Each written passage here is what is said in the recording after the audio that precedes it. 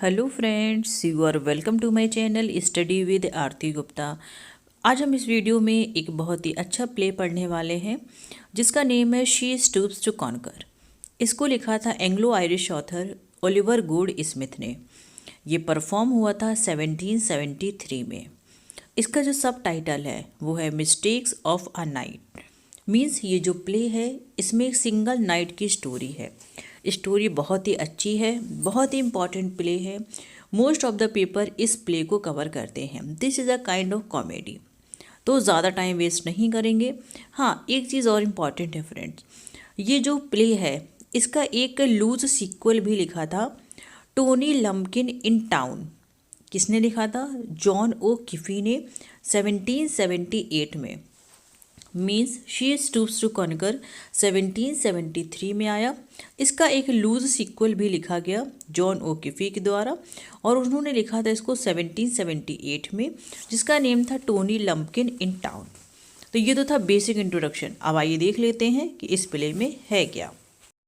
Friends, इस play में 5 act है। जब ये स्टोरी स्टार्ट होती है तो मिस्टर एंड मिसेज हार्डकासल एक दिखाया जाता है कि एक पुराने से घर में रहते हैं। ये घर बिल्कुल वैसा ही रिजेंबल करता है जैसे कि कोई इन हो। इन मतलब कोई सराय जिसमें लोग ठहरते हैं आके। ये दोनों लोग ही वेट कर रहे हैं मार्लो का। मार्लो जो कि मिस्टर हार्डकासल के ओल्ड फ्रेंड हैं, उनका बेटा है और पॉसिबल आज यहाँ पे आने वाला है क्योंकि मिस्टर हार्डकासल की एक डॉटर है जिसका नेम है कैट, जो कि इस प्ले की हीरोइन भी है। उससे मिलने आने वाला है। जो केट है वो अपने फादर से बहुत ही ज़्यादा अटैच है। इसके जो फादर हैं इनको बहुत ही ज़्यादा मीन्स शो ऑफ करना बिल्कुल भी पसंद नहीं है। ये चाहते हैं कि इनकी जो डॉटर है वो बहुत ही सिंपल तरीके से रहे। तो इनके और इनके फादर के बीच में एक बात डन होती है। मॉर्निंग में ये अपने अकॉर्डिंग फैंसी कपड़े पहनेगी, जबकि शाम को ये सिंपल कपड़े पहनेगी अपनी फादर के अकॉर्डिंग। बाकी जो मिसेस हार्डकासल हैं इनकी एक नीस भी है जिसका नेम है कॉन्स्टेंस। जो कॉन्स्टेंस है वो एक ओल्ड वुमेन की केयर पे रहती है। कंडीशन कुछ ऐसी है कि जो कॉन्स्टेंस है इसके पास कुछ इनहेरिटेंस है, कुछ प्रॉपर्टी है, मीन्स कुछ मनी है। इन सब का मतलब हुआ कि कुछ ज्वेलरी है जो कि मिसेस हार्डकासल के अंडर में है। वो तब तक उनके पास रहेगी जब तक उनकी नीस कॉन्स्टेंस की शादी नहीं हो जाती। इसीलिए मिसेस हार्डकासल का जो अर्लियर मैरिज से एक बेटा होता है जिसका नेम होता है टोनी लम्पकिन, ये पूरी कोशिश करती हैं कि इनकी जो नीस है कॉन्स्टेंस, उसकी शादी इनके ही बेटे टोनी लम्पकिन से हो जाए। टोनी लम्पकिन जो कि बिल्कुल भी सीरियस नहीं है, आवारा की तरह इधर उधर घूमता रहता है, उसको किसी चीज़ से कोई भी मतलब नहीं होता है। फाइनली अब वो टाइम आ जाता है जब यहाँ पे मार्लो आने वाला होता है। मार्लो अपने एक फ्रेंड हेस्टिंग के साथ वहाँ पे पहुँचता है। हेस्टिंग वो लड़का है जिसको कॉन्स्टेंस बहुत ज़्यादा पसंद करती है। ये कॉन्स्टेंस कौन है? ये वही कॉन्स्टेंस है जो कि मिसेस हार्डकासल की नीस है। मिसेस हार्डकासल बहुत कोशिश करती हैं कि उसके बेटे टोनी लम्पकिन की शादी इसके साथ कॉन्स्टेंस के साथ हो जाए, लेकिन टोनी लम्पकिन कॉन्स्टेंस को बिल्कुल भी पसंद नहीं करता। अब मार्लो और उसका फ्रेंड हेस्टिंग उस पब में पहुंचते हैं जहां पे पहले से ही टोनी लम्पकिन होता है। ये उससे एड्रेस पूछते हैं कि हाँ, आज हमें रुकने के लिए कोई जगह चाहिए। ये क्या करता है, टोनी लम्पकिन उनके साथ मजाक करता है और मिस्टर हार्डकासल के घर को ही एक इन बता के उनको वहाँ पे ठहरा देता है। बिल्कुल भी मार्लो को नहीं पता होता कि ये मिस्टर हार्डकासल है। वो उनको उस इन का मालिक ही समझता है और उनके साथ काफ़ी अजीब सा बिहेव भी करता है। मिस्टर हार्डकासल को बिल्कुल भी बिलीव नहीं होता कि मार्लो किस अजीब से नेचर का है, क्योंकि उनको लगता था कि मार्लो एक बहुत ही पोलाइट यंग मैन है, लेकिन इसके बिहेवियर से ये बहुत ही ज़्यादा शॉक्ड हो जाते हैं। तभी हेस्टिंग की मुलाकात होती है कॉन्स्टेंस से और कॉन्स्टेंस उसको सारी चीज़ें बता देती है कि शायद इनको ट्रिक किया गया है और टोनी ने कोई मजाक किया है और इसलिए शायद ये लोग यहाँ पे हैं। लेकिन ये दोनों ये भी डिसाइड करते हैं कि इस बात को बिल्कुल भी मार्लो तक नहीं पहुँचने देंगे। क्योंकि इनको पता होता है कि अगर मार्लो को ये बात पता चल गई तो मार्लो तुरंत ही यहाँ से छोड़ के चला जाएगा। फिर उसके बाद केट की और मार्लो की एक मीटिंग होती है। केट ने इस समय बहुत ही अच्छे कपड़े पहने हुए होते हैं और ये इसकी तरफ ना, ये जो मार्लो होता है अट्रैक्ट भी हो जाता है। लेकिन उसके बाद फिर ये सोचती है कि मुझे अपना ट्रू कैरेक्टर इसको दिखाना चाहिए और ये बहुत ही ज़्यादा सिंपल कपड़ों में उसके सामने आ जाती है। मार्लो बहुत ज़्यादा अट्रैक्ट हो जाता है, लेकिन फिर कहता है इससे कि मैं इससे शादी नहीं करता। अपने ही मन में सोचता है कि मैं इससे शादी नहीं कर सकता क्योंकि ये बहुत ही लोअर क्लास लड़की है। क्योंकि मैंने पहले ही आपको बताया था कि ये क्या करती थी, ये सुबह के टाइम जो मतलब बहुत ही प्लेन कपड़े पहनती थी शाम को, और जो सुबह टाइम होता था तब ये अपने मन के कपड़े पहना करती थी। अब इसके बाद क्या होता है कि ये जो मार्लो है ये अट्रैक्ट तो हो जाता है, बट ये बहुत ही ज़्यादा कंफ्यूज होता है। दूसरी तरफ हेस्टिंग और कॉन्स्टेंस प्लानिंग करते हैं शादी करने के लिए।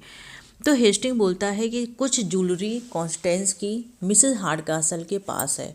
टोनी से कहता है कि अगर तुम उस ज्वेलरी को मुझे दे दो तो फिर हम दोनों यहाँ से चले जाएंगे और शादी कर लेंगे, भाग जाएंगे। टोनी भी सोचता है कि मुझे कॉन्स्टेंस से अगर पीछा छुड़ाना है तो मुझे ज्वेलरी चुरा के देनी पड़ेगी। ये अपनी मदर के सेफ से ज्वेलरी चुरा लेता है और ये दे देता है उसको, हेस्टिंग को। हेस्टिंग बहुत ही ज़्यादा इस समय बिज़ी होता है, तो वो सोचता है कि ये मैं ज्वेलरी में कहीं रख दूँ जिससे ज्वेलरी सेफ बनी रहे। तो वो ज्वेलरी जाके दे देता है मार्लो को। मार्लो सोचता है कि ये इनमें कहीं ये गुम ना हो जाए, कहीं ये मतलब मेरे हाथ से मिस ना हो जाए, तो वापस उस ज्वेलरी को मिसेस हार्डकासल को दे देता है।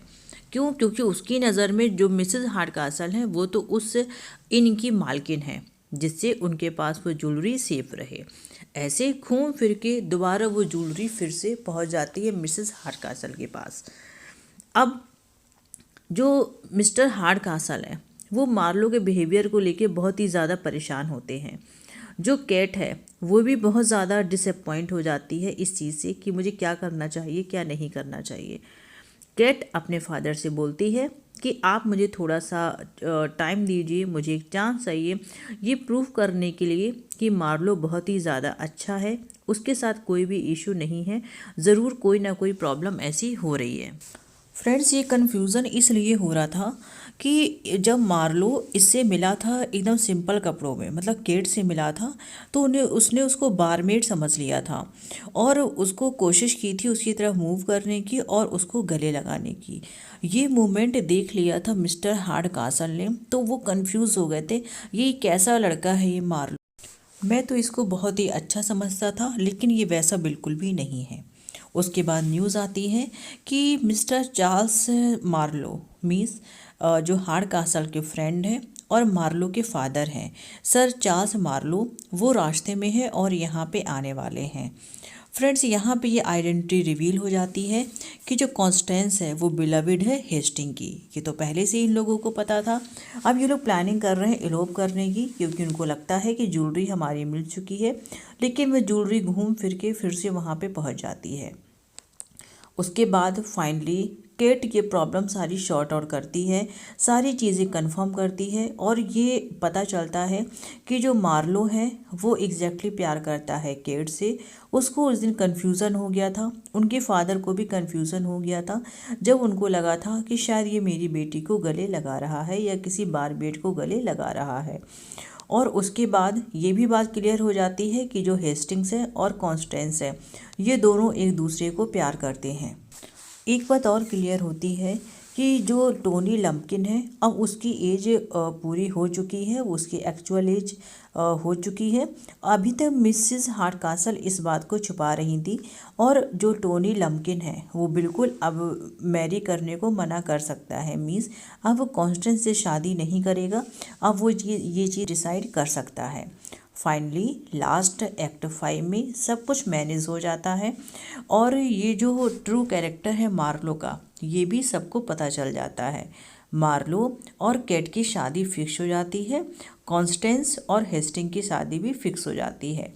सभी लोग हैप्पी हो जाते हैं, सिर्फ एक कैरेक्टर को छोड़ के, जो है मिसेस हार्डकासल, क्योंकि वो चाहती थी कॉन्स्टेंस की शादी टोनी लंपकिन से हो और जो उसकी ज्वेलरी है वो घर की घर पे ही बनी रहे।